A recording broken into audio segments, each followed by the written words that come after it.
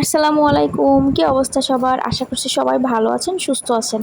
আপনাদের সঙ্গে আজকে একটা ভিডিও শেয়ার করব, সেটা হচ্ছে আজকের দিনের ভিডিও।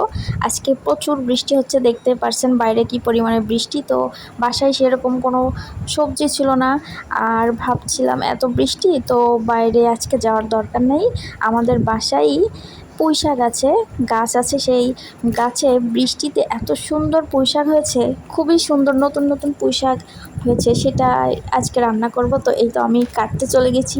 বৃষ্টি কিন্তু হচ্ছে, টিপ টিপ করে বৃষ্টি পড়ে যাচ্ছে, তো আমি এর মধ্যেই ভিজে ভিজে পুঁইশাক কাটতে গেছি। আর ভাবছিলাম যে ফ্রিজে যেই মাছই আছে সেটা দিয়ে রান্না করব। তো খুব একটা বড় ইলিশ নয়, ছোট ছোট ইলিশ ছিল। সেদিন বাজারে গিয়ে খুব বড় ইলিশ পাইনি, তার ছোট ইলিশ দিয়ে আজকে পুঁইশাক রান্না করব। তো দেখি কেমন লাগে। তো এই তো মাশাল্লাহ, পুঁইশাকগুলো খুবই ভালো ছিল, দেখতে পাচ্ছেন নতুন নতুন গাছের একদম সুন্দর পুঁইশাক। আর এই তো মাছগুলো ছোট ছোট, কিন্তু ছোট ছোট হলেও এটা বেশ স্বাদ ছিল মাছটাতে। আর এই তো আমি পুঁইশাকগুলো চুলাতে দিয়ে দিয়েছি। যেহেতু 2-3টা তরকারি দুপুরে রান্না হয়, মাঝে মাঝে আমরা মাটির চুলাতে রান্না করি। এই পুঁইশাক তরকারির মধ্যে আমি কিছুটা আলু নিয়েছি, কারণ আলু দিলে খুব ভালো লাগে খেতে। আর এই তো আমি মাছগুলোকে কেটে হলুদ, লবণ আর তেল দিয়ে সুন্দর করে মাখিয়ে রেখেছি। আর এবার আমি তরকারির মধ্যে মাছগুলো দিয়ে দেবো, দিয়ে কিছুটা জাল করার পরে তরকারিটা নামিয়ে নেব।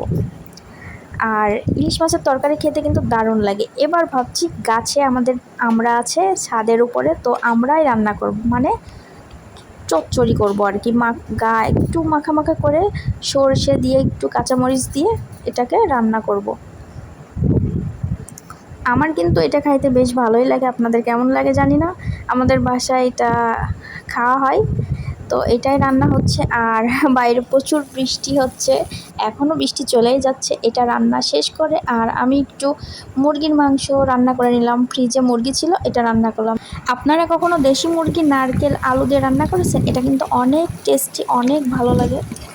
আর রান্না তো শেষের দিকে, মানে শেষ হয়ে গেছে, আর বৃষ্টি এখনও হচ্ছে। তো আজকের ভিডিওটা এই পর্যন্ত। আল্লাহ হাফেজ।